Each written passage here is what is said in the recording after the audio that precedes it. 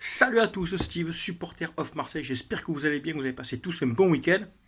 Je crois que là, on a tous passé une bonne fin de week-end en attendant, hein. Venu de l'eau pour mettre le fire. On va débriefer ensemble ce match. OM Guingamp, 5e journée de Ligue 1, victoire 4-0 de nos Olympiens à domicile. C'est parti. Bon, tout d'abord, tu le sais avec moi, comme d'habitude, l'ambiance, 50 000 supporters au stade Vélodrome, virage plein, Ganet bien rempli, sauf le parcage tout en haut en Ganet qui était fermé pour faire vraiment effet de masse en bas, et ils ont eu raison, et Jean-Bouin bien rempli aussi, de l'ambiance, des tifos, voilà, c'était sympa, des beaux tifos virage sud, virage nord aussi, ça va, ça a chanté, le CAOM était aussi en place là, ils ont joué le jeu, je pense, voilà, pour ma part, bon, moi j'y étais pas, travail, j'ai des amis qui étaient, ils se sont régalés, c'était familial, ils ont mené les enfants, voilà, c'était cool. On va tout de suite passer au jeu, compo. Alors, au début, Garcia, 4-2-3-1, classique. Première mi-temps où on a pas mal souffert, où on a eu peu d'occasions, et surtout où Guingamp nous a posé énormément de problèmes en contre avec leurs joueurs devant, notamment Thuram, qui nous a fait beaucoup de mal, quoi, qui va très vite, qui est percutant, qui dribble. Vous l'avez vu sûrement comme moi à la mi-temps sur Canal+. C'est un joueur qui sait conserver le ballon, qui percute, c'est vraiment un joueur intéressant, quoi.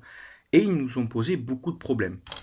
Pourquoi? Parce qu'avec ce genre d'équipe qui te joue en contre, quand tu joues en 4-2-3-1, tu te projettes vers l'avant, tes ailiers se projettent vers l'avant, et tu as plus que tes deux milieux récupérateurs au milieu, qui sont Strootman et Sanson, eh bien, qui ne peuvent pas couvrir l'ensemble de la ligne médiane, et au centre, et sur les ailes, surtout quand tu as des ailiers qui sont montés. Donc c'est beaucoup parti dans leur dos, et on a beaucoup souffert de leur contre-attaque.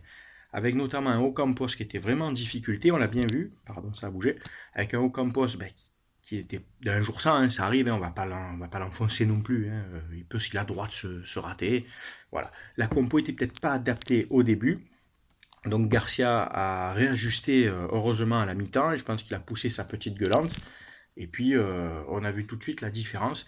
Maxime Lopez donc est rentré à la place d'Ocampos, donc on est passé en 4-3-2-1, je vais m'expliquer pourquoi je dis ça, 4-3-2-1, pourquoi?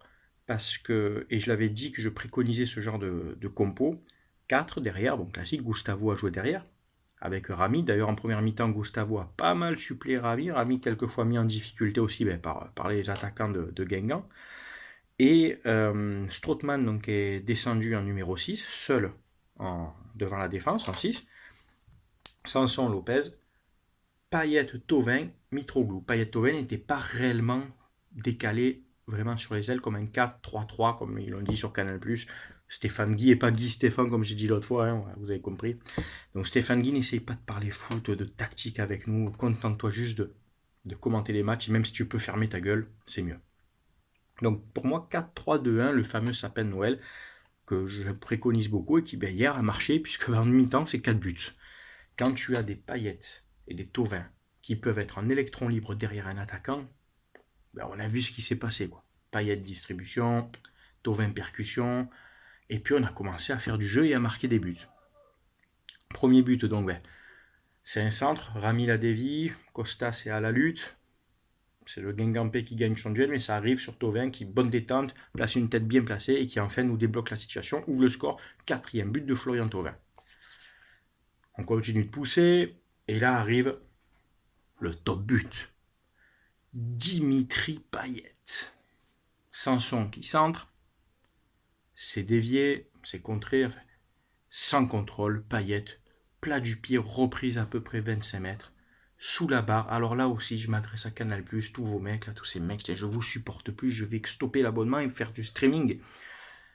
Ouais, le gardien responsable l'a même pas fait, mais ferme ta gueule. La frappe est puissante, elle est précise et elle retombe bien un peu à la Olivier Tom, là, quand le ballon est retombé comme ça. Laisse tomber, à part de mettre un top gardien, de mettre Neuer, de mettre le gardien belge, là, qui est plein de seum, là, Courtois, fais ce que tu veux. Oh, il faut la sortir, c'est la même Mandanda, tant il te la sort pas, celle-là, tu vois ce que je veux dire? Elle est puissante et elle descend très vite et surtout, tu t'y attends pas à une frappe comme ça. Donc non, le gardien ne fait pas une faute de main. Pour moi, la frappe est superbe. Si c'était Neymar ou Cavani qui met ça là ou Mbappé, on n'aurait pas dit gardien faute de main. Voilà, quel but. Bon, encore ça va. Franck Sauzet a rendu à César ce qu'appartient à Dimitri. Tu m'as suivi?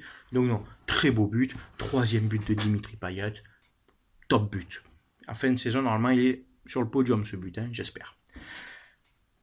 On continue, on développe Sanson au milieu de terrain. Un bijou, il percute, il est devant, il est derrière, il est de partout, Morgan Sanson. Strootman devant la défense, tranquille, pas de problème. Récupère les ballons. Un travail un peu ingrat, un travail dans l'ombre, mais que quand tu vois le match, que tu analyses, Strootman a cette capacité, tout comme Gustavo, de même sans avoir le ballon et sans récupérer le ballon, c'est des joueurs qui arrivent à gêner de par leur placement. Des fois, tu avais le Guingamp qui avait le ballon, et merde, t'as Strootman là, je peux pas. Et en fait, en cogitant, en réfléchissant ou en la donnant ailleurs, eh ben, il perd la balle, ne serait-ce que par le placement de ce genre de mec. Des Gustavo, des Strootman qui t'annihilent une action de jeu, ne serait-ce que par leur placement. Grande classe. Je continue. Troisième but, Strootman, on en parle. Il récupère le ballon, il avance. Son pied gauche, transversal pour Flotovin, super contrôle parce qu'au début c'était pas acquis de le récupérer. Et puis Florian Ariel Robben Thauvin. Ah oui, pour moi c'est pas Messi, non, c'est Florian Ariel Thauvin. Toujours contrôle, il rentre pied gauche, il enroule bien. 3-0, superbe. Cinquième but de Florian Thauvin. Thauvin sur le podium, 5 buts dont 2 en tant que remplaçant. J'ai regardé les stats, il a joué moins de minutes que Neymar. C'est important, et oui, il a moins de temps de jeu que Neymar, parce que les 2 fois où il est remplaçant, eh bien, il rentre vraiment en fin de match. Donc voilà, bravo Flotovin, petite dédicace à Didier Deschamps. Continue à faire jouer Fekir et Dembélé, Ousmane Dembélé, et t'as raison, continue de mettre Thauvin sur le banc. Pour l'instant, ça te réussit, mais c'est vrai que les matchs de Dembélé en équipe de France et de Fekir sont de bonne facture.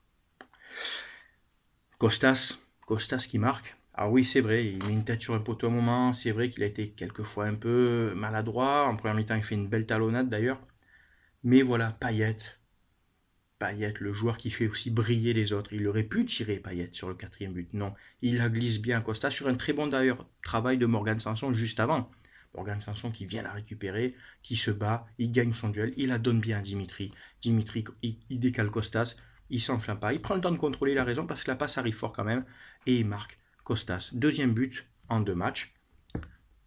Si je dis pas de bêtises, je crois 2e passe décisive de Payet de la saison, mais quand je vais sur le site de la LFP, ça apparaît pas, alors vous me confirmerez ou pas, non, je crois que c'est sa 2e passe décisive, à Monaco, et là hier soir. Et Costas, c'est surtout 9 buts, donc je l'ai sur ma stat, 9 buts sur les 13 derniers matchs de Ligue 1. Quand même. Ah oui, en comptant la fin de saison dernière, il est là, mais il est là. Il met ses buts. Alors, c'est pas les plus beaux buts du monde des fois, c'est sûr que c'est pas académique comme il dit l'autre tête de con, mais il marque ses buts et il pèse et il gêne devant. Bravo Costas.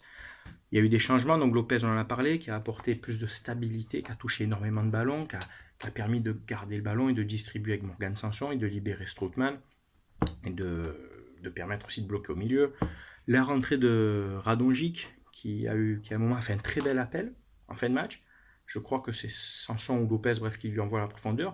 J'étais avec mon pote, je lui ai dit tiens, il va frapper du droit. Non, il fait un contrôle un peu bizarre, il part dans l'autre sens et finalement, comme il m'a dit, il est resté sur L, comme quand tu joues à PES, tu l'as sur R1, il a couru jusqu'à la ligne de touche, c'est dommage.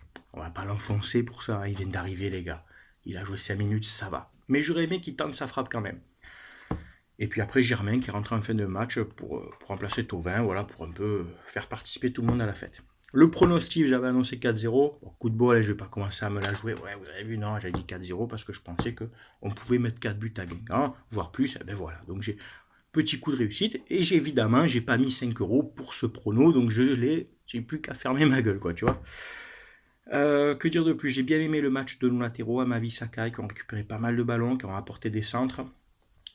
Toujours dans la combativité, beaucoup de précision dans les passes d'Amavi, ça va beaucoup mieux de son côté là. Donc dans l'ensemble, voilà, à part Ocampos qui pour moi a raté sa mi-temps et Rami qui était un peu juste aussi dans la première mi-temps, dans l'ensemble c'est un bon match de tout le monde. Yoann Pelé, serein, le peu qu'il a à faire, il a bien fait. Ça rassure, ça fait plaisir. Voilà, donc on est 2e au classement, 2e seul, devant le goal average, devant le 3e et le 4e, chez Lille ou Toulouse, enfin bref, je sais plus qui c'est, derrière le PSG. On joue jeudi contre Francfort, le match à huis clos, si je dis pas de bêtises, hein, vous me confirmerez en commentaire. Et puis après, dimanche, on va au Parc OL Groupama des Lumières Stadium, enfin voilà, chez Papy Olas, là, et ses potes de l'arbitre et de la VAR. C'est tout pour le débrief. J'espère que vous avez passé tous une bonne semaine. On se voit vendredi pour le débrief du match OM Francfort. Je vous souhaite à tous une bonne journée. Portez-vous bien. Vous savez avec moi, ici on parle foot. On est là pour échanger, pour parler ballon. On respecte les avis de chacun. Vous pouvez inviter vos amis. Tout le monde est le bienvenu. Et puis voilà, qu'un dire de plus, je n'ai rien oublié. Portez-vous bien. Ciao tout le monde, à bientôt.